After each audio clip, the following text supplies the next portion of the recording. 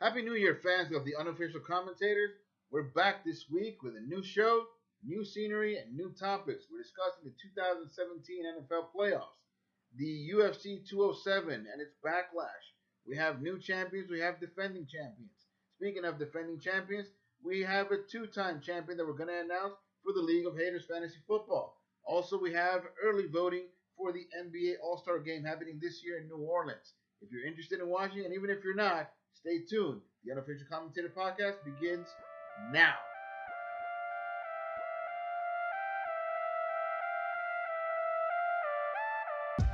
And we are back after missing a week because of technical difficulties.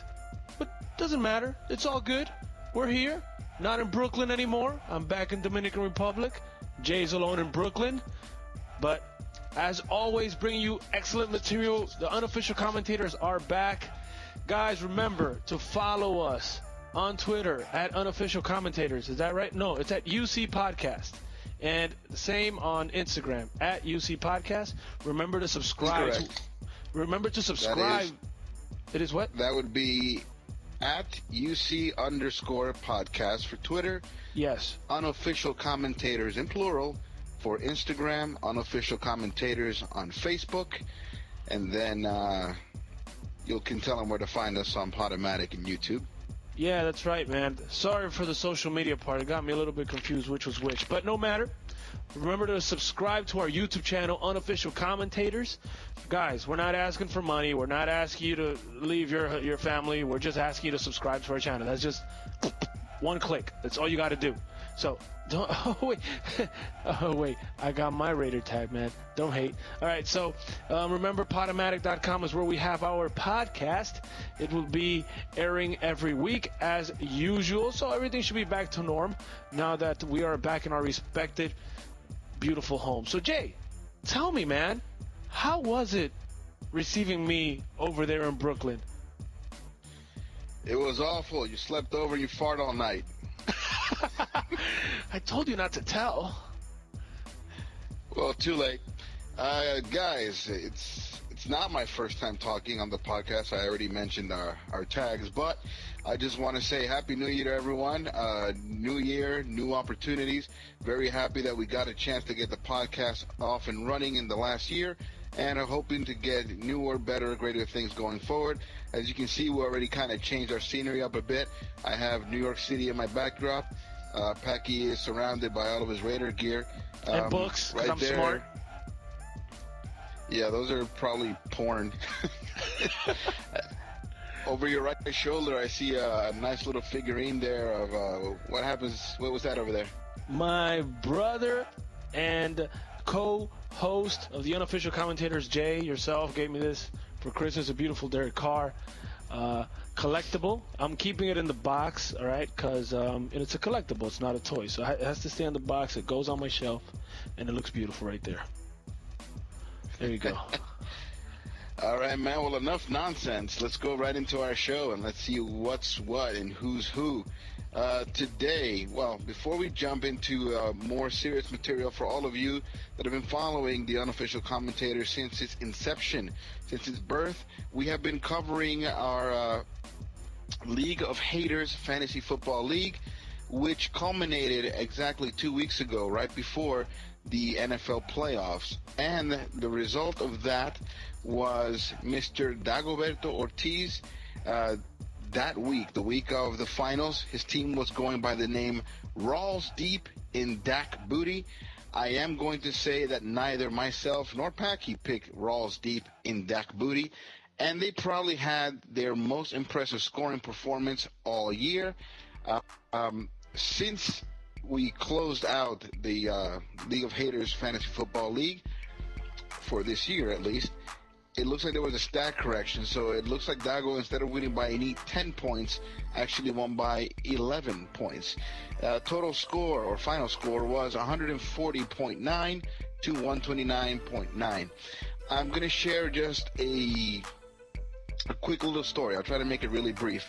So it's like 12:57, and Dago tells me, yo, who do I start, Tyrod Taylor or Dak Prescott? And I go like, well, considering that You got Prescott playing at home against Detroit, who's kind of banged up.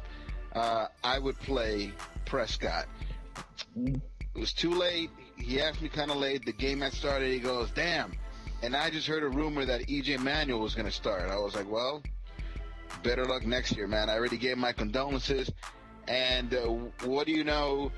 Tyrod Taylor put up the best game of his career, quite possibly, even though he lost. It ended in 31.2 fantasy points. Looking at the score, looking over it in retrospect, it looks like he would have won even if he would have played Dak Prescott. But just interesting to note that I had already gave my condolences.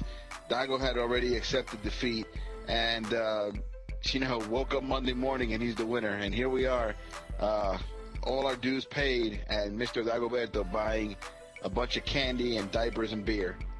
So congratulations, Dagoberto. That is the end of the League of Haters for the year 2016. Yeah, you got to give it to Dago. I mean, Victor was an overall favorite. He had a stacked team from bottom to top, but Dago did what he had to do and became the first two-time champion in the history of the League of Haters. Yeah, it's something that you're not going to get to see, but Dago was actually on the show last week, and we often celebrated the fact that he's a two-time. Yeah, man, that's a big League deal. of Haters champion. Because I've never won one, and Dago already has two, so that's impressive.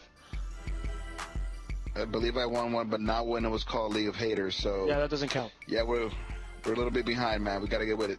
Yep. But we're always in the tops, so it's cool, man. I mean, not this year, though. This year was horrible, but, we have our moments. Man, that beer looks good. That beer looks good, man. It especially looks good because this beer is playoff bound, sir. Playoffs? What talk about? Playoffs? You kidding me? Man. Playoffs? If you haven't noticed, I'm quite happy that the New York Giants are in the playoffs. And speaking of playoffs, man, the Giants are playing this week. The Raiders are playing this week. Let's go over the weekend schedule, man. Let's talk about what we're looking forward to this weekend in terms of some playoff football. So let's just kind of go down the line in the order that they will play. It looks like Saturday, January 7th, the first football game that we're going to see will be on ESPN, and it's the Raiders on the road playing at the Houston Texans. The Houston Texans, or at least the city of Houston, will be hosting the Super Bowl this year, so there is a chance, although a very far-fetched one, that the home team could play at home for the Super Bowl. How do you see this going, Packy? First of all, I got to give a shout-out to Omar, who also has the Miami Dolphins in the playoffs. So I think this is probably the first time ever that my closer friends, which are mostly Giant fans, and Omar, who's a Dolphin fan, we're all in the playoffs, including myself with the Raiders. Obviously, first time in 14 years. But it's called a Super Bowl curse, a Super Bowl host curse. No team that hosts the Super Bowl has ever made the Super Bowl. So I actually doubt Houston will make it. It's going to be a tough matchup for the Oakland Raiders, seeing that they lost Derek Carr and Matt McGloin. And for the first time ever, a rookie quarterback will be making his first start ever in the NFL in a playoff game. So as a matter of fact, I was reading it's the first time ever that never has a fourth-string rookie quarterback started a playoff game ever. This year we have two in Dak Prescott and Connor Cook, who will be starting for the Oakland Raiders. Now, the Houston Texans have the best defense, but they have Brock Osweiler there. So I know they will lose because of the Super Bowl host curse sooner or later. I'm hoping it's this week since, every week that the Raiders survive, there's a little bit more hope that Derek Carr survives a miracle and his leg heals or something. Because without Derek Carr, the Raiders won't be making it far in the playoffs. I believe this will be an ugly matchup, completely ugly matchup. Two bad quarterbacks, because we can't say Connor Cook is bad, but he is inexperienced. But Houston Texans defense is really good. Their offense is not so much, so it's going to cancel out with the bad defense the Raiders have. And the Oakland Raiders offense is really good. The defense on the Houston is really good, so that also cancels each other out. So it'll be a sloppy game. I expect low scoring, and I'm hoping for the Raiders to win, man. The Super Bowl curse, host curse, is the only valid argument that I have to think of the Raiders winning this matchup, actually, because Houston should be favorites, clear favorites. Despite the regular season records, 12-4 versus 9-7, it seems that it's going to be offense versus defense. In an offense versus defense game, starting a rookie quarterback versus a bum at a quarterback. I think that defense may prevail, especially considering that they're going to be playing at home. Now, that being said, at least this year, I'm not going to say tradition, but this year, weren't the Raiders a better team on the road than they were at home? Yeah, they were a great team on the road, but that was mostly because of Derek Carr, and they don't have Derek Carr right now. Derek Carr was the one that was the light and shine. He was the knight in shining armor. He was everything that the Raiders actually needed. And based on what I saw last week from the Oakland Raiders versus the Broncos, they don't look as good without him. They look like a completely different team. So hopefully they bring some energy into this game. Khalil Mack is going to have to be a hero. That's the only way the Raiders can win this game. I don't expect Connor Cook to be a 300-yard, 30-touchdown passing quarterback in this game, not yet. So Khalil Mack is going to have to step up. Running game is going to have to step up. And I mean, Khalil Mack was drafted before Derek Carr. This is his moment to shine, his first playoff game. He's shined in big moments during the regular season. So this is his moment to prove he is the defensive player of the year in the NFL. All right. Well, I guess that the jury in this case is a little skewed, as we have a Raider fan clearly hoping that the Raiders can pull it off on the road. For what it's worth, I desperately don't want to see Houston move on. Oh, yeah. I want nothing but bad things for Brock Osweiler. Even though it looks like their defense is currently ranked number one of the remaining playoff teams. Look at that, number one. Yeah, it's a really good defense. Yeah, but number one, really? Yeah, they've been number one in yards allowed. They're a pretty good defense. All right. Well, let's hope that Oakland actually pulls this one off. I think ultimately it's going to be a much better matchup. All right. That same evening, Saturday night, remember, guys, football on Saturday. At 8:15, we have kickoff of the Detroit Lions traveling to Seattle to play the Seahawks.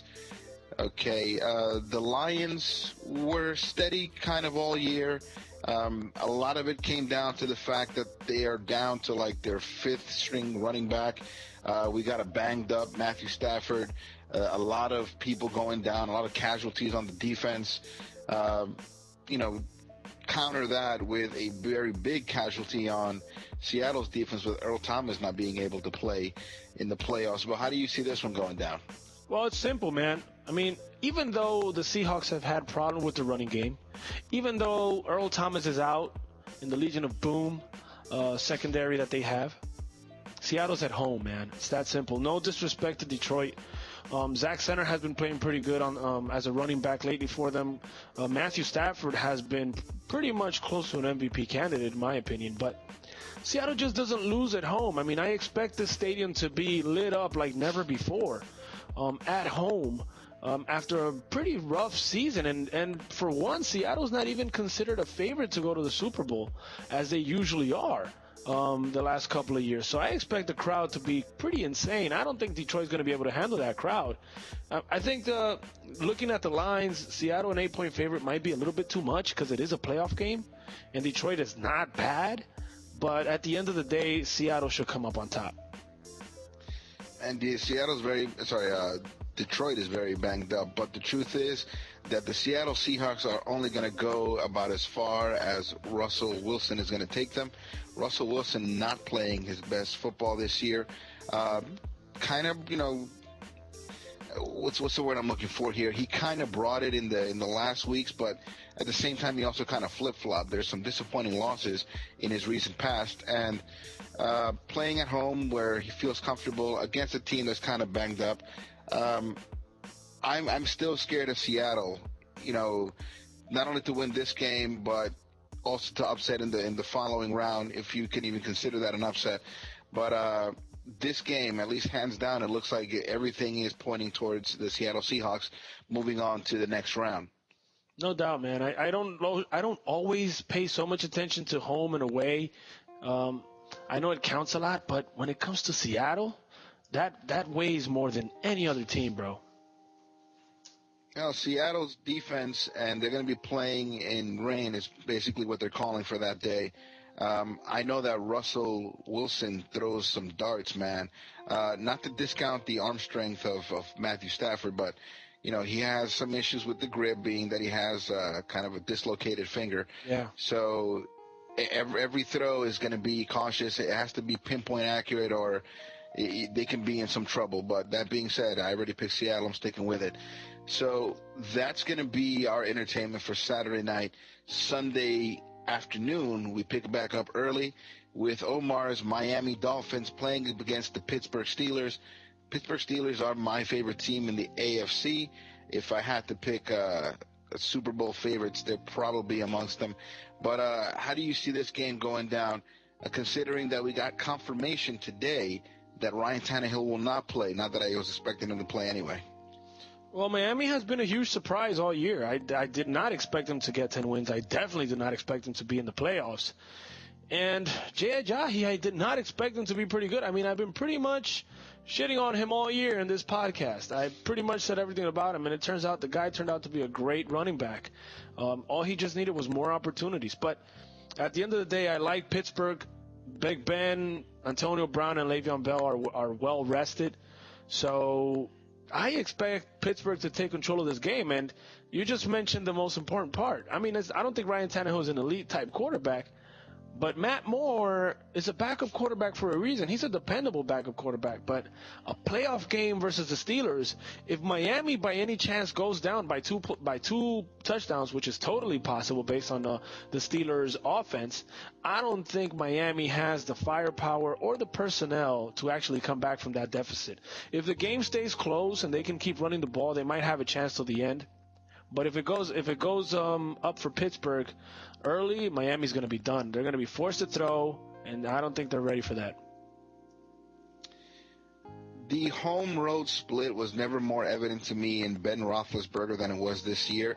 Pittsburgh actually played Miami this year, and they got romped. They got romped and they got rocked, mainly by Jay Ajayi in his breakout game where he went for 200-plus yards, and I believe it was 2, maybe 3 touchdowns.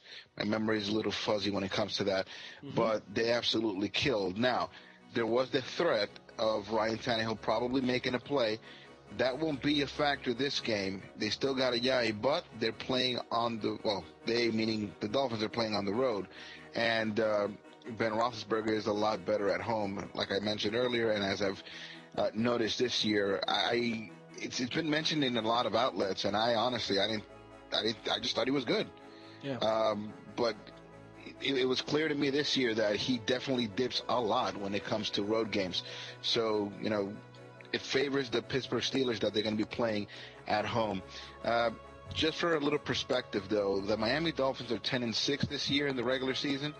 That's with the 24th ranked offense, the 29th ranked defense, the 26th ranked team in passing yards and just overall passing. They're 9th in rushing, and that's mainly due to the fact that Jay Ajayi was a breakout star this year. I'll definitely be mentioning Jay Ajayi when it comes to talking a little bit about, fantasy studs and duds, but we may leave that for a different episode. We're all in on playoffs right now. Yeah, kudos to Adam Gase for what he did with Miami, man. Taking Miami this far and building that running game, that's impressive. Adam Gase should get pretty much all the credit for Miami's success this season.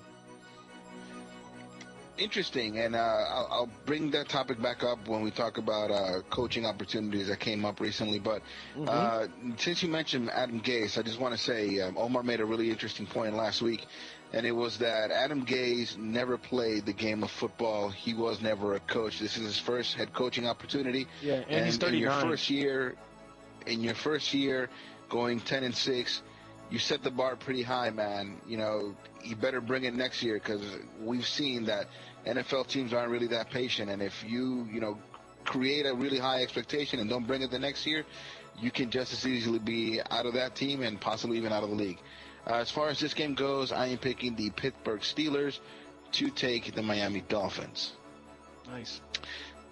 Next game on Fox at 4:40 in the afternoon.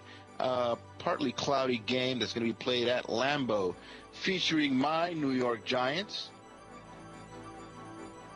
Well, it's interesting, man, because you didn't mention one of the most important parts. Wasn't done. Oh. Just taking a really long sip of my New York Giants beer. Oh, but while you take a sip, you missed one of the most important parts. Forget Big the partly blue gulp. Forget the partly cloudy.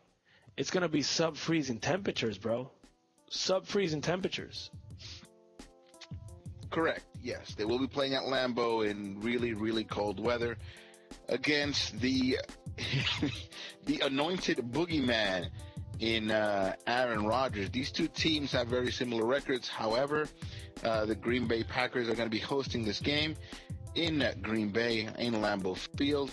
How do you see this one going down, Packy? And you better say the Giants are going to win. Well, man, I'll be honest with you. I think the New York Giants are legit Super Bowl contenders. I think there's not many teams in the NFC that can beat them, except the Green Bay Packers. I'm sorry, Jay. I don't want to hate on the Giants. It's nothing hate. It's all statistical. You rat bastard. It's all logical and statistical where I'm going at. I really would have hoped the Giants would have faced anybody else but Green Bay. Ben McAdoo is a student of Mike McCarthy, and he pretty much photocopied his entire playbook. The Giants run almost the same type of offense that the Packers run, except the Giants have Eli Manning and the Packers have Aaron Rodgers. I expect Mike McCarthy to have absolutely everything to the point of what the Giants are going to be doing this week. He knows Ben McAdoo pretty well, so I expect the Packers defense to actually have some knowledge on what the Giants are going to do and take advantage of that. Not to mention, the Giants have struggled deeply to run the ball, and throwing the ball in sub-freezing temperatures is a very hard task to do, especially on the road. It's going to be loud. It's going to be cold. It's going to be freezing. It's not easy. It's the worst possible environment that the Giants could have gone to. I really think they could have beaten every single other team in the NFC except this one in this situation, not to mention how hot Aaron Rodgers and the Green Bay Packers have been recently, with winning, I think, 6 or 7 in a row. Aaron Rodgers said they were going to run the table. They totally did. Now at home, this is definitely a favorable matchup for the Packers. I think it'll still be a good game because the Packers have issues of their own. Ty Montgomery is a good running back, but he's not a great running back in between the tackles. So it will be an interesting game. I just think Green Bay has the edge on this one, man. I'm sorry. Eli Manning fears no one in playoff football. He's also not afraid of the cold. He doesn't hear any loud boos or cheers. He's going to be who he's going to be. The defense for the New York Giants has been spectacular, and they're going to be in full force this Sunday. Janoris Jenkins is back. He's not afraid, and he's something that Aaron Rodgers is going to be deathly afraid to play towards all week. So if he can neutralize Jordy Nelson, that's probably your biggest weapon. Randall Cobb is hobbled. They really have no running back except for Montgomery. They used a lot of Ripkowski last week against Detroit, but I'm going to tell you something. The New York Giants are not the Detroit Lions. True. This defense is legit. And you know what? One thing that Aaron Rodgers has, a cannon of an arm. One thing that Aaron Rodgers does not have, Odell Beckham Jr. or any of those receivers. The only thing I'm concerned about is whether or not my New York Giants receivers got sunburned tanning on boats in Miami, and maybe they won't be able to lift their shoulders up just because it's a little too painful. But other than that, the New York Giants are going to romp the Green Bay Packers, and that defense is going to shut down the bad man, who is notoriously quiet in the playoffs. Yeah, he may throw a Hail Mary here and there, but ever since Super Bowl year, what's his playoff record been?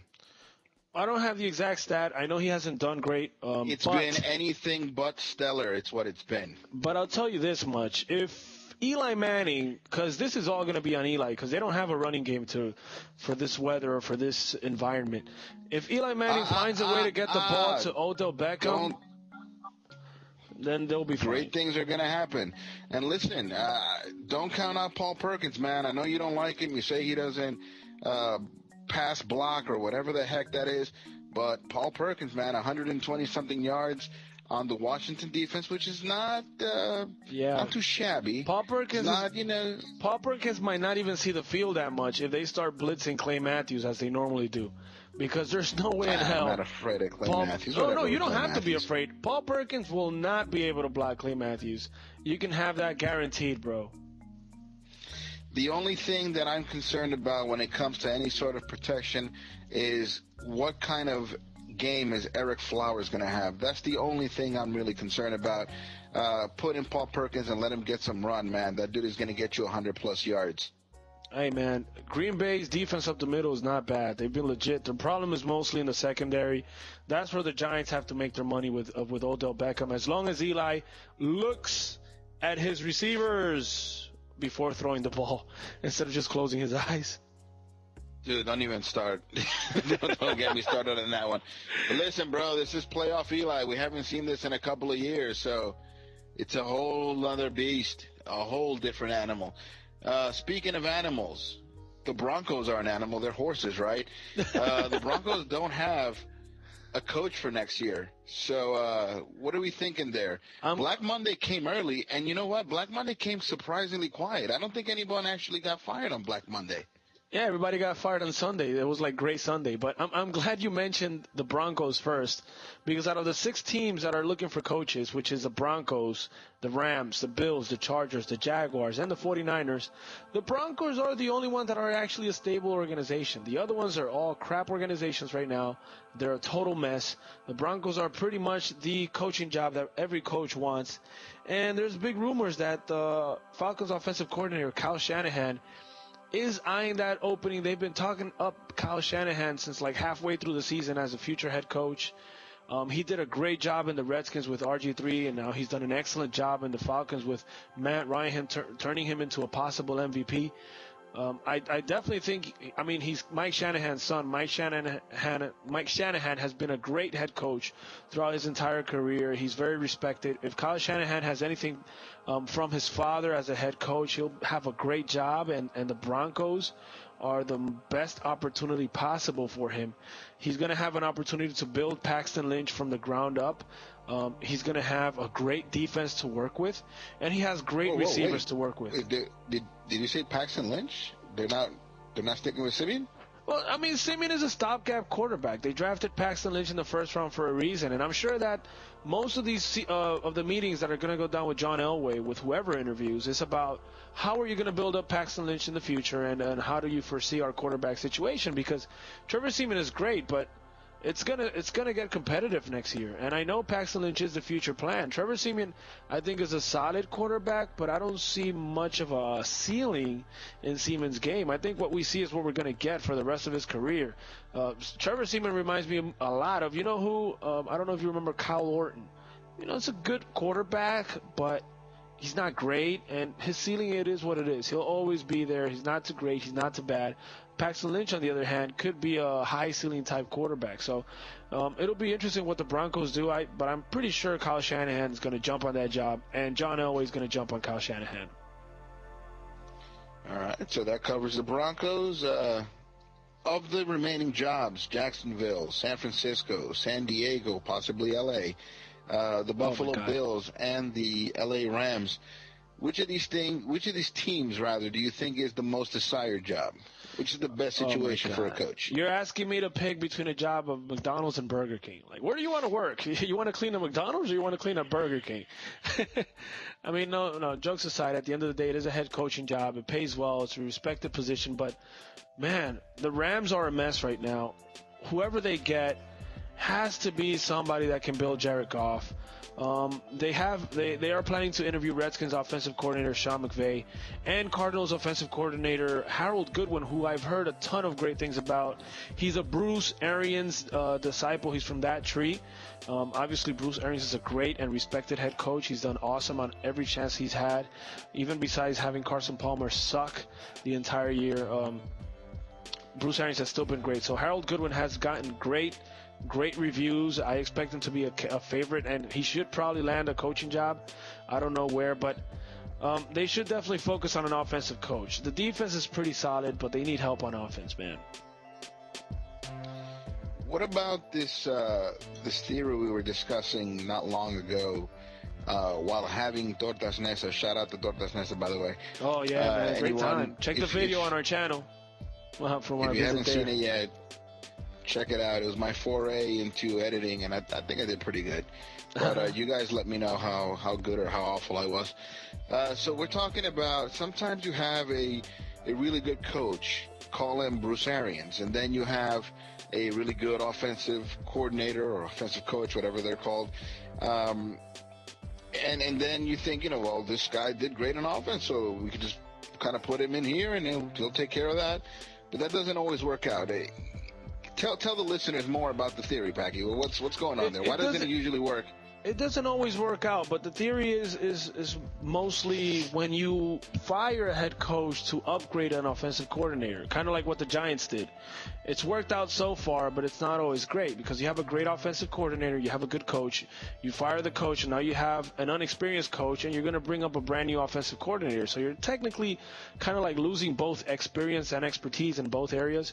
Right now, this is a completely new coaching position, but being a coordinator and being a head coach is completely different. I mean, just for our listeners to understand, a coordinator's job is simple. It's game plan, strategy, and in some case, play calling based on your game plan. All right, you have your playbook. You modify the playbook based on what the head coach wants. You do your game plan based on what the head coach wants, and you simply just execute. If your offense is executing based on your game plan, you're doing a good job. A head coach has to oversee absolutely everything, has to build an entire organization, because when you get a head coaching job, you're a brand new head coach, you have to hire new coordinators. So who are you going to hire? You got to be in charge of the salary. You have to be aware of the salary cap. You need to have a plan for each of your players, especially in the Rams case, a player like Jared Goff, who is pretty much the value player right now in the Rams, no matter how bad he played. So it's very complicated, man, and it's a flip of a coin. Just because you're a good coordinator doesn't mean you'll be a good head coach, man. So where do you get good head coaches? I mean, most of the time, college head coaches don't work out in the NFL, and they basically say, well, your college scheme simply doesn't fit here. Yeah. And if offensive coordinators don't work, then where do you turn to when you're looking for a good head coach? Is it defensive coordinators? Is that why Rex Ryan always has a job? Most college coaches don't work out always in the NFL because, first of all, the personnel management is completely different to students and to and professionals. You have now a lot of egos to take care of. And on top of that, when you're coming from the college ranks, you don't always have a solid profile of coordinators you can hire or assistant coaches that can back you up. So that's why it's risky. But head coaching, man, is all about having plans, leadership, and being prepared. It's not just about X's and O's. It's about building players, building an organization, something similar to what Jim Harbaugh did. I've seen a lot of success in head coaches when they come back for a second opportunity or when they've coached in the NFL, whether it's coordinator or assistant, and they go back to college to head coach, and then they come back up to the NFL as a coordinator. We've seen similar cases like Pete Carroll, for example, that have worked out. When you get a little bit of experience on both sides, it helps. But when you're just a coordinator to the head coach, it doesn't always work out. It worked out for the Dolphins, apparently, right? With Adam Gase, that was perfect, but it didn't work with the Jaguars, for example, with Gus Bradley. That was a total failure. So, it's at the end of the day, man, the GM has to make the proper decision. But I think the main key, you need somebody that can build your organization from the ground up. I think you need players, man, and talent. All right, so we got 4 teams to talk about. Hey, you get players by building an organization. Best example right now is the Oakland Raiders. Nobody wanted to play there because they were a joke. Jack Del Rio came in, he built a solid organization, he built a plan, and now players are actually interested in going to play there, and they got some Pro Bowl free agents this year. So, it's part of it. You think anyone wants to go to Cleveland because Hugh Jackson's so good? No, I think Hugh Jackson is a great player, a great coach, and if he has a good season next year, people will want to go to play in Cleveland. Yeah, I don't see that happening. All right, so we got 4 teams left to talk about, and I can't kill too much time because we have a really long list of things that we want to discuss. So let's borrow from somewhere else, and let's do a little bit of rapid fire. 30 seconds or less. What do you got on the Jags? Jaguars, they fired Gus Bradley. They have Doug Marrone as an interim right now, but they are willing to interview Josh McDaniels, the Patriots offensive coordinators. I think Josh McDaniels was a complete failure in the Broncos in his first stint, but this is what we were talking about earlier. Second stint, Josh McDaniels might actually be able to build that awesome Jaguars offense, so I like that. 49ers. They fired Chip Kelly. They absolutely have no idea what they're going to do right now. They fired a GM also, so they're searching for a GM first before they get a head coach. That organization is a total mess. The owner, Jed York, should mind his business when he hires a GM in the next, whoever it is, and move on from there. But right now, man, that organization is the biggest question mark right now. The Chargers fired Mike McCoy. They interviewed Mike Smith, former Atlanta Falcons head coach. He built a pretty good offense with the Falcons. Never was able to build a solid defense. That scares me for the Chargers. The Chargers have had issues on defense since Nerf Turner. Phillip Rivers is good. The problem is not on offense. It's on defense and special teams. They got to get their thing together, man. And they got to stop getting hurt so damn much. Maybe some L.A. weather is going to change that. True. Buffalo Bills fired Rex Ryan. Right now they have Anthony Lynn as a head coach. I got to say Anthony Lynn is my idol. That's the fastest growing coach in the NFL and NFL history. In 3 months, he went from running back coach to offensive coordinator to head coach. That is a pretty fast way to climb the ladder, bro. 3 months, you got 2 promotions. He is also going to be interviewing for other jobs with other teams. It'll be interesting to see what happens with him. But besides that, the Bills don't have much else. And by the way, they're a mess, man. They fired Rex Ryan, and their GM didn't even know. It was straight from the owner. That's just unacceptable. Bush League. Yeah. Do any of these interim coaches stick around? No. The only one that has a chance, I think, is Anthony Lynn. So depending on the other hires, Anthony Lynn might actually stay. So apparently they like him. I mean, you jump a guy from running back coach to offensive coordinator to head coach. There's something in there they like, so it'll be interesting. Coolio. All right, so before we move on to another topic, what the hell did Randy Gregory do that he's banned for a year? Same thing Alden Smith did. Same thing John Jones did. Same thing Josh Brown did. Dick pills? Man, it's drugs, bro. They just failed drug test, and it's not necessarily steroids. Probably marijuana or some other banned substance, not necessarily steroids. Randy Gregory has had problems since college. He was actually considered a top 5 talent entering the draft, coming from Nebraska, but because of character concerns and drug concerns, similar to Josh Brown, he dropped to the second round to the Cowboys, I believe it was. And there you go, 1 year suspension. He's another Josh Brown in the making, but on defense. All right.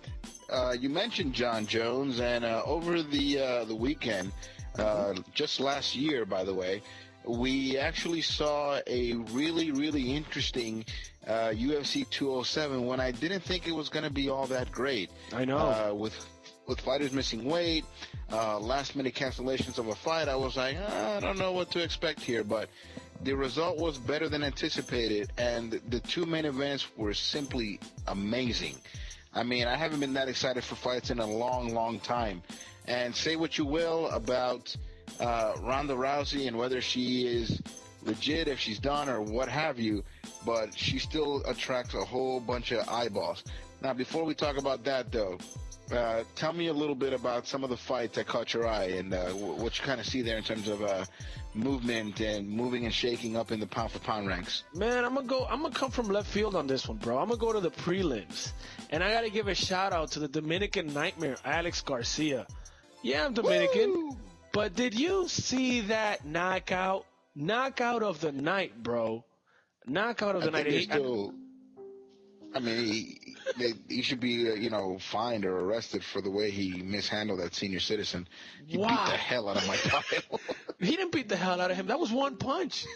This is just that was enough. They're still taking teeth out of his knuckles or something. He beat the hell out of Mike Pyle. I do not want to be Mike Pyle the next morning. Did you see that Mike punch? Pyle is suffering from some sort of dementia at this point. He doesn't know where the hell he is. Man, that was beautiful. I mean, his problem is cardio, but man, does he pack a punch.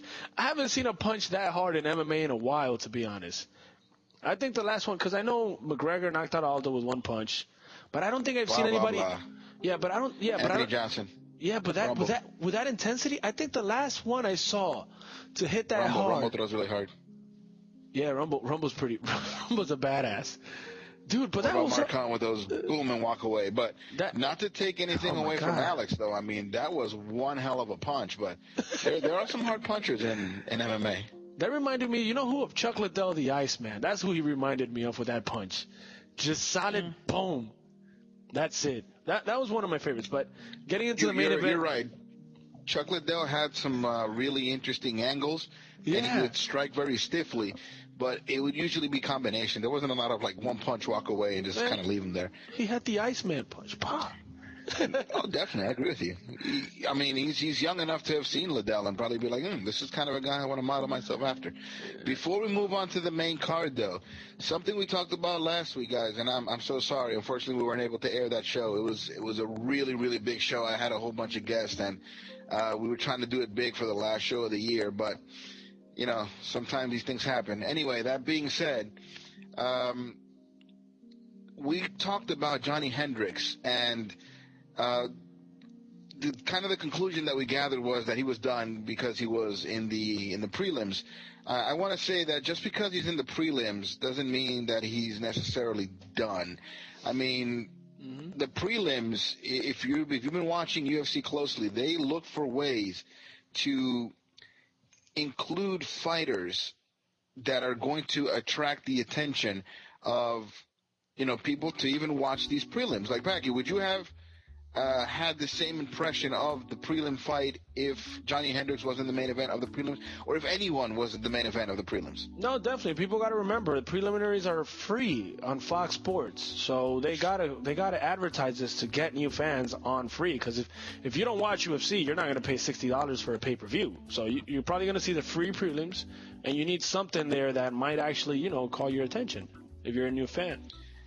They're an event within themselves. I agree with you. Now, talk to me a little bit about Johny Hendricks. Now that you mentioned, I'm going to admit on the front end, I didn't totally watch that fight. I was a little busy with some other things. I kind of came in for the last round, and by then I thought he was kind of gassed. So, tell me what I missed. I did, but first thing I got to say is Johny Hendricks is not done because he's in the prelims. Johny Hendricks is done because the way he's been fighting. It's horrible. I honestly think he won this fight. I was expecting a lot more from Magny because I think he dominated the fight with the takedowns, but he just wasn't pounding as hard as he normally does. There was no ground and pound. His striking wasn't that great. Magny was just trying to defend himself from takedowns more than anything, and he wasn't doing much either. But Johny Hendricks is just going straight for points and avoiding getting hit hard. It was a boring fight. He did not win it. I think he could have won it. In my opinion, he did. But he did not win. And to be honest, though, that was a boring fight, and I am completely disappointed. Not to mention, he missed weight, and now he says he's going to go up to 185, which I think he's going to be clobbered in 185 if he goes up there. To be a damn shrimp, because he's not that tall to begin with. He doesn't have the reach. At 185, he's really going to struggle. I'm sorry, but this may be the end, bro. Am I too crazy if I'm saying that ever since UFC got a lot stricter with PEDs testing, Johny Hendricks has just not been the same? Am I out of line saying that? You're not crazy or out of line. I don't know if that necessarily qualifies as an accusation. That being said, this is something that Omar, and shout out to Omar who participated last week, he did mention that he hasn't been the same dude ever since. Especially making weight. All of this USADA. Because steroids would help you a lot to make weight. Making weight. Yeah. This is true, and now part of the USADA banned substances is even using the IV. Not the saline solution that you put in the IV, but the IV itself, it's banned. So if you were to cut like a maniac, even if you were to pass out on the scale just to make weight, you can't hydrate with IV fluids anymore. So it's taking a different approach towards cutting weight.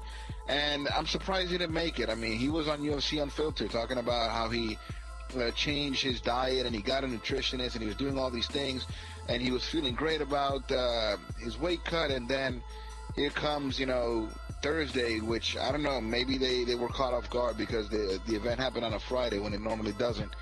And he just didn't make weight. It was what it was.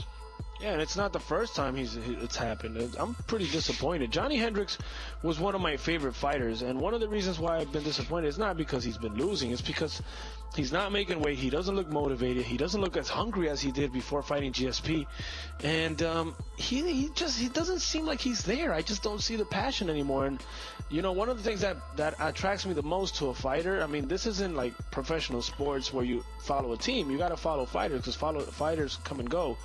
Is the passion and the hunger that these guys come into in the ring. So I don't see that from Johny Hendricks. I don't expect him to succeed in 185 either.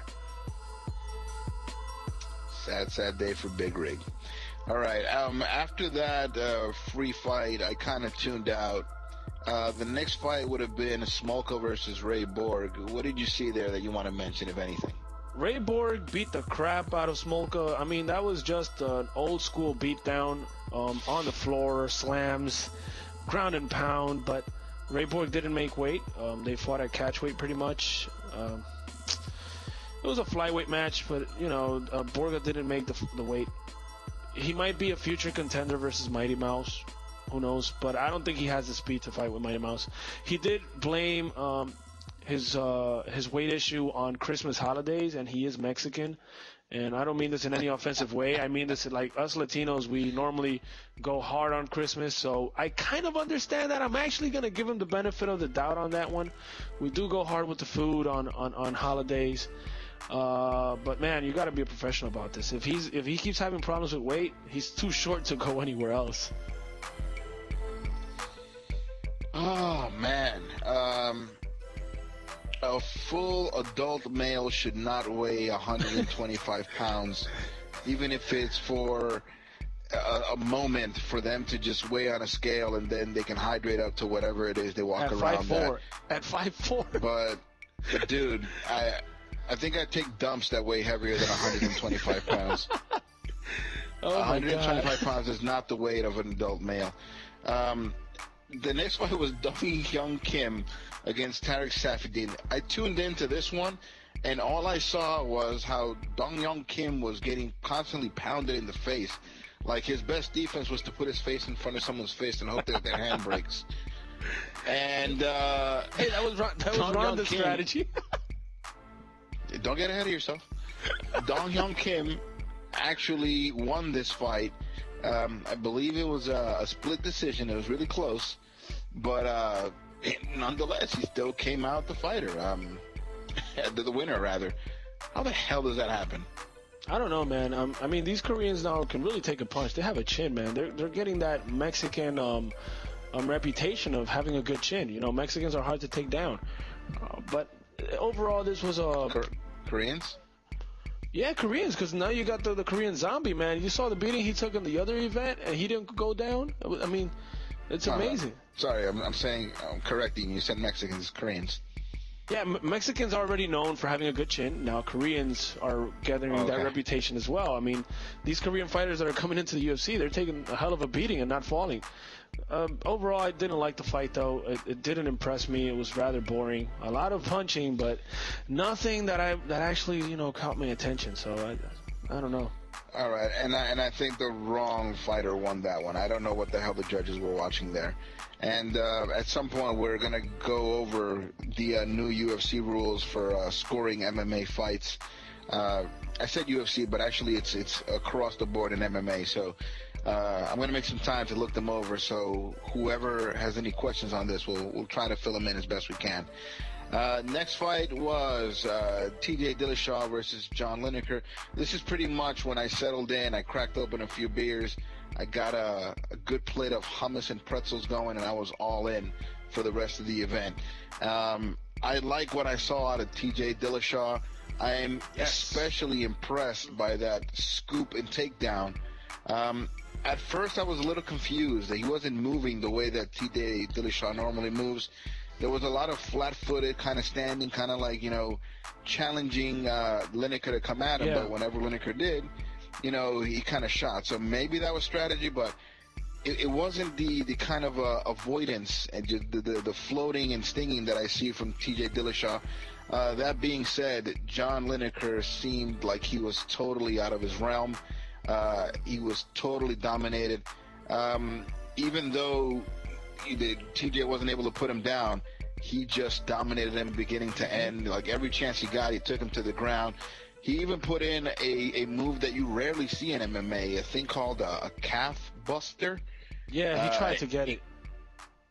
But it was deep, man. I mean, if you saw it, it was locked in. It wasn't like tried to get it. It wasn't he's going for it like they often say. He's going for a Kimura. Oh, he got out.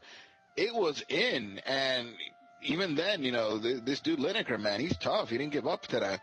But he didn't have the reach. He didn't have the size, and he was constantly being taken down. This just wasn't a fight for him. And I said last week when we previewed 207 that I think TJ Dillashaw beats everyone in that division except for Dominic Cruz. And the result of this fight to me was no surprise. Don't get me started on that, man. To me, TJ Dillashaw is the true champion of that division. Dominic Cruz did not beat him when they faced each other. That was totally bogus. The UFC gave him back that belt because he never really lost it. And I was extremely upset about that. TJ Dillashaw has manhandled every single opponent that he's faced ever since the first matchup with Renan Barão, including Renan Barão. And I'll tell you something, I do agree with the flat-footedness, but I wouldn't discard the fact that this could probably be strategy. I mean, TJ Dillashaw is one of the best strategists in the rings. I mean, lately we've seen some great game plans that he brings, and he executes. And on top of that, I mean, the guy is just smart in the ring. I mean, there's just fighters that are brawlers. There's fighters that are smart. I love watching TJ Dillashaw. He studies his opponents. He opens up one move by doing another one. It's kind of like watching a football game but fighting. Like you run the ball, and then you come with the play action. I love TJ Dillashaw. He builds up his moves. That scoop slam, he built up to that scoop slam. It wasn't he just did it. He just didn't just do it. So I love TJ Dillashaw. I can't wait to see him fight Cody Garbrandt, which we'll get into that one now versus Cruz. But to me, Dillashaw will regain that belt. He deserves it, and he is my personal favorite in that division. I love the way TJ Dillashaw fights. I know he's not the greatest finisher, but the way he manhandled Lineker on the floor, that was a hell of a beating. I mean, you don't have to finish a guy if you're going to have an exciting fight like that and beating the shit out of a guy on the floor. I mean, Lineker was completely lost. He looked like a turtle on his back, man, taking all those punches. I'll tell you one thing, man. I'm a big fan of TJ Dillashaw, and just one last note before we move on to the next fight. I liked him doing the whole call-out bit at the end. Yeah, I didn't like the way that he walked it all back in the press conference. Though he was like, "Yeah, well, that was kind of only aimed at Dominic Cruz," and he's all like, "I'll take the fight against Cody. I want my belt, but can we say that? Play it up." Can we say like that he took an alpha male thing? Can we say he took it back because Cody won? Maybe if Cruz would have won, he probably would have stuck to it because it completely changed his argument. I mean, now he fought about not getting a chance to fight Cruz. That's kind of why I didn't like it. I mean, whether it was Cruz or Garbrandt, he should have taken it. I did like that he said, I'm fighting the dudes that are ranked higher. That's how true. Is the champion fighting a number 5 ranked fighter, and I'm number 2 fighting number 3, and 4. He's fought him 2, 3, and 4. Yeah. Everyone was higher. I totally agree with that. To that point, I was fine. He says, if I don't get a title fight after this, then this is rigged. And he said that on the heels of Dana White saying that there's no guarantee that he's getting a title fight if he wins this fight. So if you're ranked number 1 and you beat 2, 3, and 4, then who the hell is there for you to fight? Like, if you're not getting the title fight, what are you going back and fight number 7 and possibly lose? Like, what the hell's the point of that? It's a totally valid argument on his part. I agree with you. Yeah, and he should have taken that same approach even after. Okay, so Cody won, I still want the title fight. It's not like, oh, well, they're supposed to make it now. Man, fuck that. Give me the title fight. I'm supposed to get it because of what I've done, regardless of whatever. And with that being said, let's just move on to the next fight. So for the Bantamweight Championship, Cody Garbrandt faced Dominic Cruz. Cruz was the champion to start this fight, but that's not how it ended, man. Cody Garbrandt did his thing, and we have a new Bantamweight champion of the world in Cody Garbrandt. What did you see there that you really liked? Well, the first thing I really liked that I saw was Dominic Cruz getting his ass beat. That was my favorite part of the fight. Finally, the end of an era. Finally, we're done with Dominic Cruz. I am tired of his cockiness. I am tired of his boring fights. I'm tired of his Floyd Mayweather running type boxing style. I'm tired of his fancy footwork, no power punching. I was tired of it. This was by far the best fight of the night, in my opinion, and it was thanks to Cody Garbrandt, not thanks to Dominic Cruz. Cody Garbrandt came prepared. He brought the hammer. He completely dominated Cruz. I'll give Cruz credit on not falling face first after a couple of punches that Garbrandt landed in the 4th and 5th round. I have no idea how Cruz did not hit the mat right away. I mean, he kind of did, but he got back up. But man, I wasn't. But what impressed me the most is Garbrandt is only 25, and he put up a hell of a fight. I can't get enough of Cody Garbrandt. Yeah, First man, of all, it was a really fun fight. I was edge of my seat, man. It was great. Joe Rogan is a fucking hater.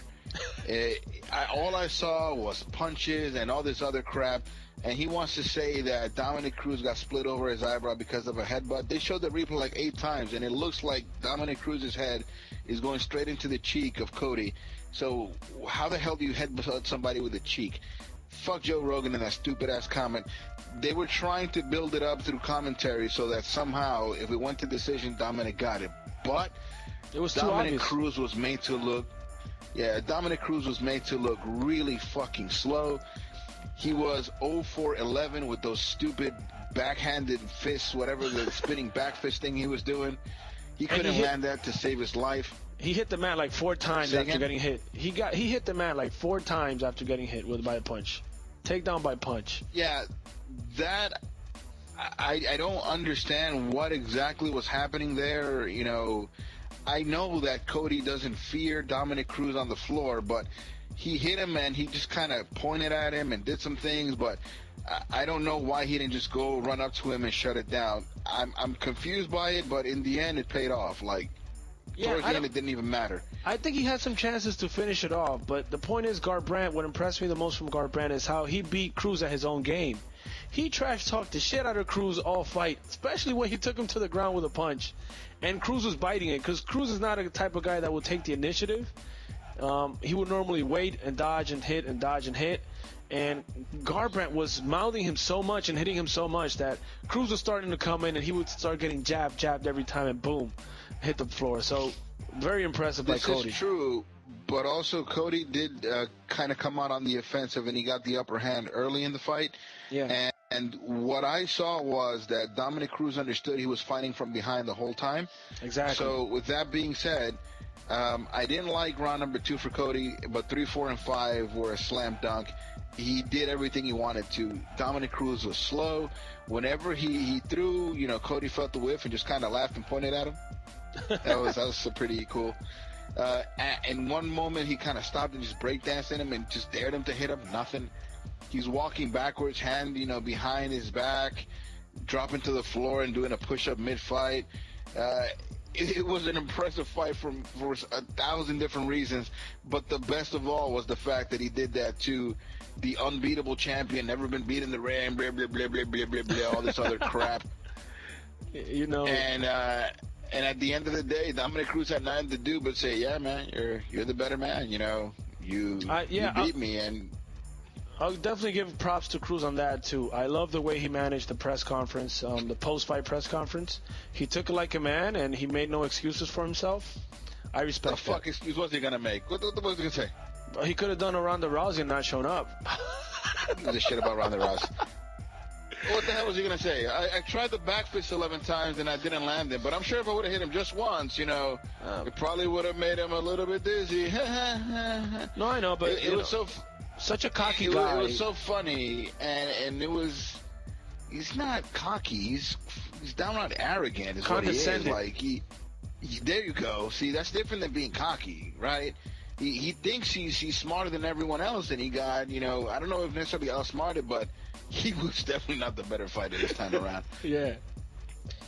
Dude, a lot of talk was made about the big Ronda Rousey comeback, and even though my favorite fight was the one we just talked about, and ending that, closing the whatever you call it, closing the book, moving on, putting a period on that chapter for Dominic Cruz. The main event was headlined by the females, Amanda Nunes and Ronda Rousey. A lot of people tuned in to watch Ronda Rousey and see what she had after being out for a year, and she showed us what she had. Nothing. Watch what I'm going to do right now. Hold on. And still the undisputed UFC bantamweight champion of the world, Amanda, the Lioness Nunes. There's no way I can last more than 48 seconds talking about this fight. Because if Ronda Rousey couldn't last 48 seconds, I can't. So I'm gonna put a timer on my phone, and well, I don't think you can see it. It's shining too much. All right, so I'm at 4 seconds. Look, Ronda Rousey apparently forgot how to fight. Her technique was horrible. Yeah, her technique was horrible. Her stance was horrible. No head movement, no footwork, no solid punching. She had no idea how to cut the distance. Every time she tried to come in for those 48 seconds, Amanda beat the living crap out of her. Then she tried to go for some clinches out of desperation, which was even worse because she took like 3 jabs right there on every clinch. And she never went for the legs. I mean, if you're back up, go for the legs. I think she was knocked out right away. And if Ronda Rousey wants to get back to the ring, I'm not going to count her out yet. If she wants to get back to the ring, she's going to have to start from the beginning. Get a new camp and start from the bottom. Fight girls that are in the bottom and start coming back up till you build your confidence back up. Exactly 48 seconds. Boom. Well, there's nothing more than I can really say about that, about the fight on its own. So let me just talk about some of the antics post-fight. So Amanda Nunes has been on a tear. And for as little as I like it when I see someone like Conor McGregor do it, I am enjoying thoroughly the Amanda Nunes show. I was Team Lioness from the beginning of the fight. I knew that she would shut her down. I thought, honestly, that Miesha Tate, outside of Ronda Rousey, Miesha Tate was the strongest contender in that particular division of the women's MMA. Right.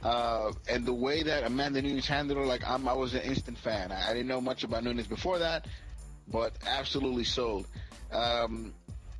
Ronda's attempts to try to hug Amanda Nunes were met with punches to the face. Yeah. I don't understand what the hell she was trying to do with this. I don't know if you can see the angle there. This is kind of how she. The fighting This stance. is how she was. Kind of Yeah, this is how she was walking towards. Like, who fights like that? This is like those old timey villain movies, like where you do this thing to kind of fight, like bare knuckle brawlers. Look at me. Dude, I'll tell you Ronda this. Rousey's striking game has never been impressive to anyone. I don't know why the hell you would think that you would beat such a beast at punching the way that you tried to do it. And honestly, Ronda Rousey's judo is her strong suit. So even if they would have got in a situation where they got on the ground, like you mentioned, like try to go for the ground, Amanda Nunes is a brown belt in jiu-jitsu, bro. That wouldn't have ended well for Ronda Rousey either. I think Ronda Rousey can fend the floor. I mean, because judo is not just like slams. There's a lot of submissions involved in judo, especially the armbar. That's key. So she could have gotten an armbar in there. She got it to the floor. You never know. But I'll tell you this. For all those people hating on Rousey, I mean, Rousey has never been good at striking, but she's never been this bad. Now, let's be clear on the haters. Let's not say Ronda was a phase or that maybe she never was. Ronda is the reason why women's MMA is even there. If it wasn't because of Ronda Rousey, we would not be seeing women, headlining UFC main events, pay-per-views. So you got to give credit to where credit is due. Ronda dominated the division. Doesn't matter if the talent has improved now. If it has, it's because of Ronda Rousey. So for all those haters out there, Ronda's time clearly passed. It happens to every fighter. We saw it happen to Anderson Silva. We saw it happen to Shogun Rua. We saw it to Lyoto Machida. It happens to everybody. But don't disrespect what they did before. So for all those people out there talking crap about Ronda, in the past. Ronda was a true champion once, clearly not anymore. Yeah, I couldn't have said it any clearer myself. Respect for what she's done, but this was clearly, in my eyes, a passing of the torch. And and it's the first, I believe it's the first title defense since. So you look like the UFC fighters in the Xbox game, dude. Trying to get the clinch. She was trying to hug her so bad. She was trying to congratulate her before the fight was even over. Ask for forgiveness. Please stop. Quit punching me in the face. I want to be your friend. Oh my God. That's funny. Yeah, man, the fight was quite embarrassing. Not to take away from anything that she's done before, but so much can be said about this fight. I heard today that Ronda Rousey, she made it disclosed $3 million, while the champion made $200,000 disclosed. Obviously there's pay-per-view points and other things that are involved in that. I heard Amanda Nunes went on a rant that took about 20 minutes. She was furious in the locker room because as she won the fight, clearly knocked Ronda out on her feet. The first thing that plays on all the big Jumbotron things in the arena are the Metro PCS commercial who feature Ronda Rousey and not Amanda Nunes. So go figure, she was pissed as hell. This is why, we didn't see that because we weren't in the arena when it happened. But when the Bruce Buffer came back and they came back from their little break and everything else, this is why everybody was making all that noise, and she started jumping up and down. She's trying to get the crowd on her. And then the post-fight interview, which actually took longer than the fight itself, she was saying, man, forget about Ronda. That lady made too much damn money as it is. Pay me. It's my time. Ronda Rousey, come on. Now she's going to retire and go do movies. She's already has a lot of money. Come on. I started making the point, but then I got a little bit distracted. I believe that this was the first time that the title has been defended. Holly beat Ronda. Holly lost to Misha. Misha beat Holly. Misha lost to Amanda. So it was a little bit of a hot potato in terms of the title until Amanda Nunes defended her title against Ronda Rousey. Hopefully, because I find Amanda Nunes so interesting and so entertaining, I hope that this is the beginning of the Amanda Nunes era. I mean, nobody knew about Amanda Nunes, so she can't complain. I'll tell you this, I only saw her fight. I didn't really pay much attention to Amanda Nunes before. But after that press conference and that post-fight interview, now I'm interested. So that's how you build character. And I'm sure in the future she's going to get paid more than $200. And when she fights again, it's probably going to be her commercial. So she just got to chill and wait for her goddamn time when it comes up. That's it. This is her time, bro. Yeah. Tired of waiting. This is her time right now. A couple of things of note. With the last pay-per-view of 2016, that also marked the last time that we hear commentary from Mike Goldberg. I had free time, and I remember watching the first UFC, going back and streaming it, and then, watching 1993 UFC, which is nothing like what we watch today. It was a single elimination, one-day tournament situation. But the Mike Goldberg voice is pretty much what I associate with the UFC, and I gotta say, man, at least in my opinion, it will be missed. No, definitely. I believe they got a new commentator now. I don't have the name. I did see the headline on it. But to be honest, I'm in the Dominican Republic. I get UFC in Spanish. So I get El Goyito Perez and Francisco and Werdum as my commentator. So doesn't really affect me that much here in DR, the Mike Goldberg thing, but he's clearly an influence, man, in the sport. Listen, man, I don't know if he patented the phrase, but at the end of every significant fight, I would hear, "It is over," and that was what marks the actual fight. Yeah, that's epic. Without it, man, it's not going to be the same thing. And the beginning, here we go. These are signatures of the UFC, and now they're keeping Rogan, but Mike Goldberg's going. I don't know how this is going to play out. By the way, they've tagged Todd Grisham, who formerly of the WWE and had a brief stint on SportsCenter as an anchor. He's going to be the new UFC announcer. Interesting. Wait, We'll wait and see how that comes out. It says announcer. Does that mean he's the commentator? I'm not sure. Announcer. Yeah, that's what he will be doing. That's the same thing Mike Goldberg did. All right, Jay, let's move on from UFC. We covered everything. We got some we don't have much time to kill, so the next thing on our plate, give it to me.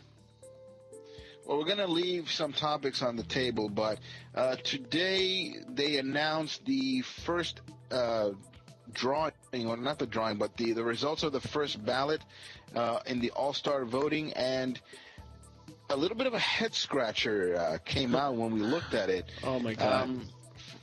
First of all, I just want to say the usual names are there. You know, we got the Kevin Durant, the LeBron James. We got the Stephen Currys, Kyrie Irvings, pretty much all those names that you expected to see there.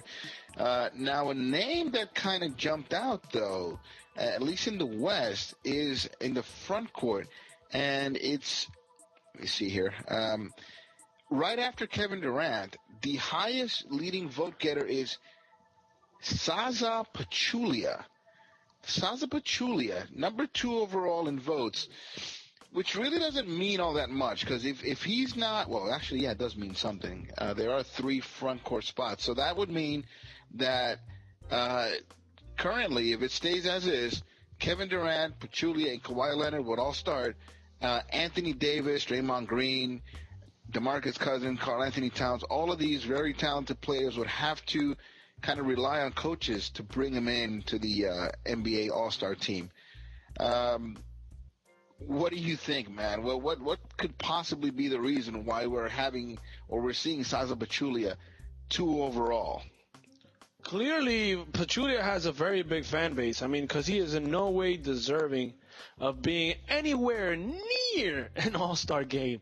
I don't think he even deserves to be on the benches. Let's go over Zaza's numbers real quick. 5.2 points per game, 5.8 rebounds per game, 2.1 assists per game. And he averages just around 20 minutes a game, too. So if that's not an all-star starter, I don't know what is. This is completely disrespectful. It's a damn shame that I know the NBA is changing up a little bit on the scoring system now. Media and players will have something to say on the voting as well. Hopefully that fixes this, because this is just simply humiliating, man. I mean, Zaza Pachulia should have the decency to say, no, man, I don't even deserve to be here. He's as of right now, he is a starter in the All-Star game. He's going to be surrounded. He's going to be defending probably players in the East like LeBron James and Giannis. He should understand, I have nothing to do here. Like, dude, I mean, be honest with yourself and say, I don't deserve to be here, NBA. Put somebody else. I'm not an all-star. It's disrespectful. I mean, because somebody has to take a stand. I mean, I simply don't know what else to say. I mean, I understand the Steph Curry thing. Even though he doesn't deserve it, at least he's a star. But who in the blue hell is Zaza Pachulia? Are you fucking kidding me, man? Well, in the past, there have been people who have, a good year and they get picked to an all-star game. I can think of a few, Tom Gugliotas and such that you're like, do I really want to see this guy in an all-star game? At least he was in NBA Jam. Somehow they made it and they were good enough, for that 1 year. But this guy's not even good for that 1 year. But, let's not get ahead of ourselves, Packy. I mean, this is the first voting. And you know what this does? This brings the attention of everyone who hasn't voted to go, what the hell is Zaza Pachulia doing in the All-Star Game starters? Let me get on my, voting game and go vote someone in that I actually want to see in the All-Star Game. I mean, in the All-Star Game, it's not about who wins or loses. There's nothing at stake. So basically, you just want to see it for the sake of entertainment. And Zaza Pachulia is not entertainment in my eyes. So, guys, if you're listening to the Unofficial Commentators, go on NBA.com and start voting for anyone that's not named Zaza Pachulia. Actually, don't do that because you might spread your votes too thin. It looks like after Pachulia is Kawhi Leonard and then vote for Anthony Kawhi. Davis. And Davis, most definitely, man. Yeah. If any center is getting into the starting lineup in the front court of the Western Conference, it has to be Anthony Davis. Dude, not even Draymond Green has gotten votes. Zaza Pachulia is out voting Draymond Green in his own team. Yeah, it could be, an Eastern European following that's, suddenly more interested in the NBA. And the fact that Zaza Pachulia is on a team with such exposure, such as Golden State, he's recognized a little bit more, and people tend to vote for him. But truth be told, he's not an all-star. It's like 5 a.m. in Russia or Europe whenever these games air from Golden State, from the West Coast. I mean, they don't even see these games. They might not see them live, but I'm sure they re-air them. Oh, my God. There's more than one way to watch a game. But you could say, well, they probably watch the highlights. Does Zaza even show up in the highlights? Oh, he's there, on screen when Kevin Durant is doing something, or, when Steph Curry's shaking and passing the ball to Klay Thompson. He's somewhere in the screen, Oh, there he is. Zaza Pachulia. He plays in the mirror. All right, so interesting names. First of all, at the top of the front court for the Eastern Conference is LeBron James. That's kind of a no-brainer. We kind of expected that.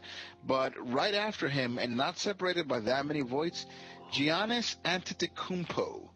What do you think of that? I mean, is this the breakout year that Cousin Juan has been warning us about when it comes to Giannis? I think it is, and he's only improving. And you know what really caught my eye from that voting? It was that Giannis is way ahead of Carmelo and Paul George, two known superstars that always show up in All-Star games, at least recently in recent years, especially Melo. Melo has like 8 or 9, and these guys are not even close in voting. So it looks like Giannis has trumped those guys and taken over their voters, man, and that's impressive because he deserves it, and he plays in Milwaukee, so that's a hard task. Yeah, it's a little bit of a screwy little setup we have here, but the name Giannis Antetokounmpo is sounding more and more as the next big breakout star of the NBA. Pretty soon, they're going to be talking about Antetokounmpo the way that they talk about Kevin Durant. I think the only thing kind of holding him back right now is having to say Antetokounmpo. It's a tough task for just about anyone. The Greek Freak sounds fun, but probably by next year, the way these NBA players are evolving, probably by next year he's going to come with a killer 3, and that's it. It's going to be game over, man. Giannis is going to be in the tops. All right, so if voting closed today, the 3 front court spots would be occupied by LeBron James, Giannis Antetokounmpo, and Kevin Love. And a close, mention, someone who just narrowly would have missed that cut is actually Joel Embiid. Joel Embiid is possibly Rookie of the Year, but because he was drafted already and has the years, he can actually participate in the All-Star game. So his name is on the ballot, and I wouldn't put it past fans who've seen how well Embiid is playing to actually vote him up to the starting lineup. Yeah, it's all right. He'll probably dominate the rookies and second-year game. He's probably going to be the MVP on that game and just be balls to the wall. So he's probably about 40,000 points up on Melo right now. Melo's having a good year, but in terms of the entertainment value, I don't know if other than just the fact that we have a Nick in the All-Star game is anything that I want to see Melo. I mean, Melo probably just show up in the All-Star game and shoot a bunch of threes, and it's pretty much it. Like, you'll just stand around there and run, dribble the ball, shoot some threes. It's a huge red flag. Listen, wait. It's a huge red flag when you're a perennial All-Star playing in New York and you're not getting voted anymore. That's got to light up something in your head. I mean, something's wrong, bro. Melo, get your shit together. You're a perennial All-Star playing in probably the biggest basketball market, and you're not getting any votes.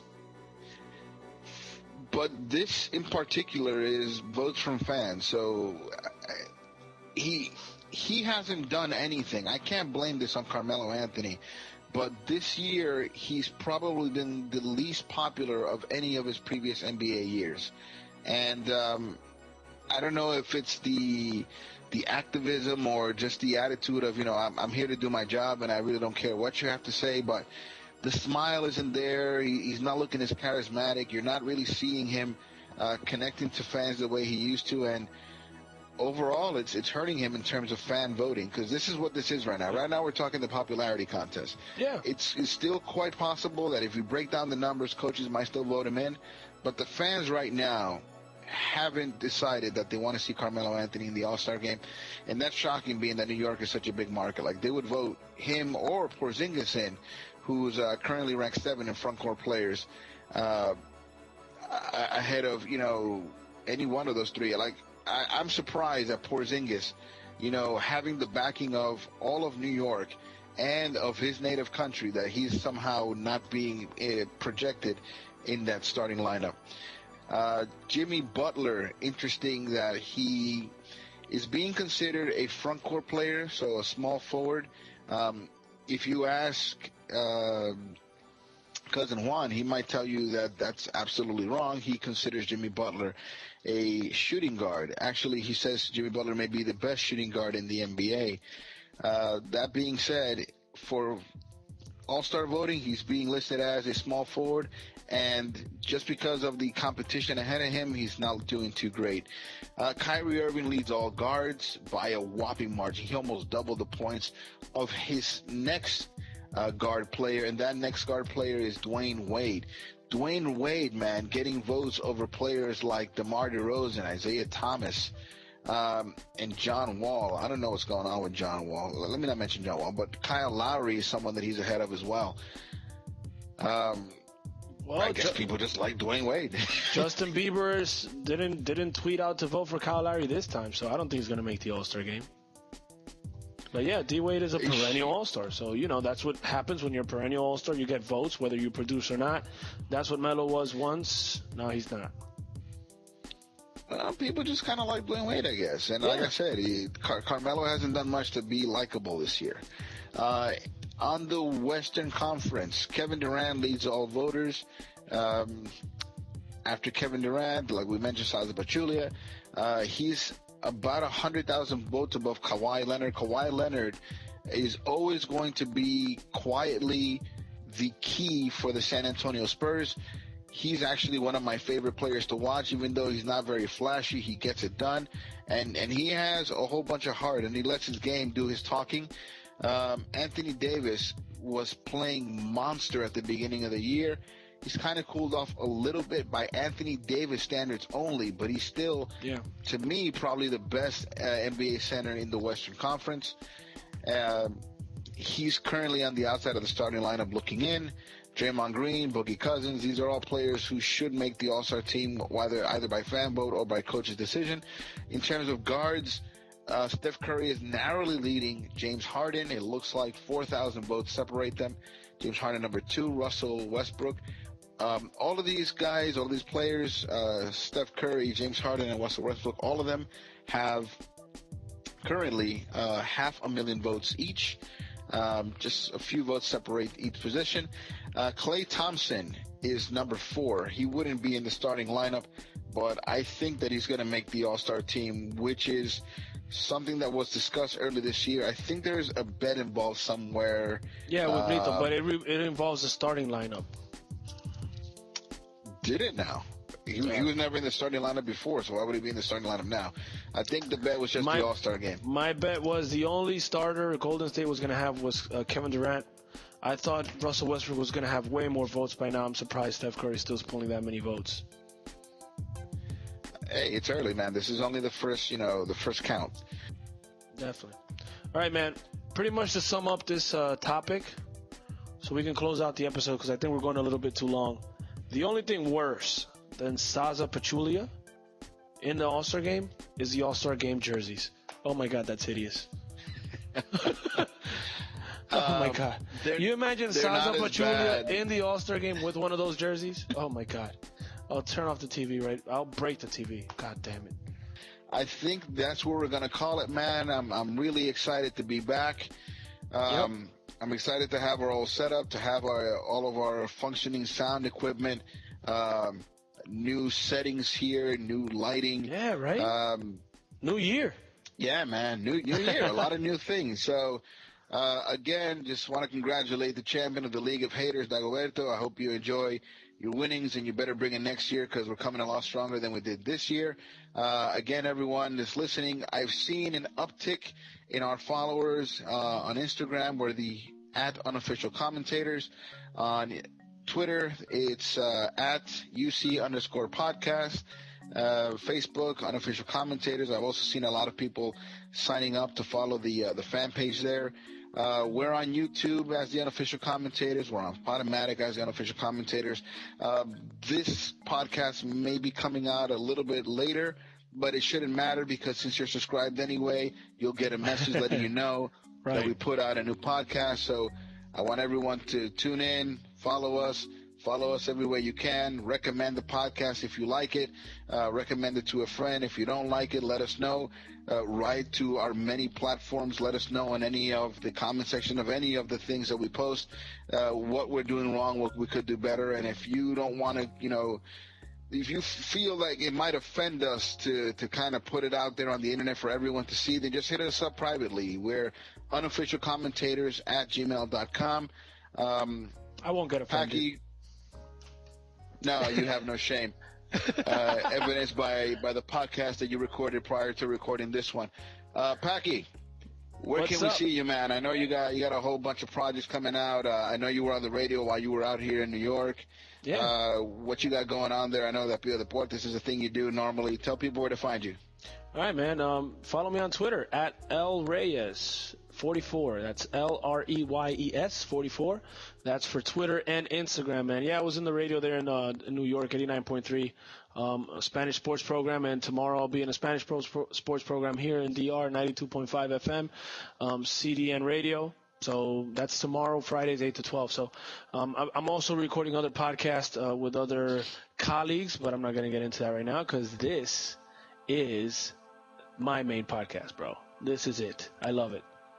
This is where I get to be me. Unofficial Commentators. Yeah, man. This is the only place, right? I'm uncensored. I can get to be myself. So I love it. All right. And with that being said, guys, good luck this week. If you're watching the playoffs with any kind of interest, I hope your team wins, especially if your team wears the big blue colors. See you guys next week. Much love. Peace. Go Raiders. Big blue. You break open a new one. Go Raiders. Till next time.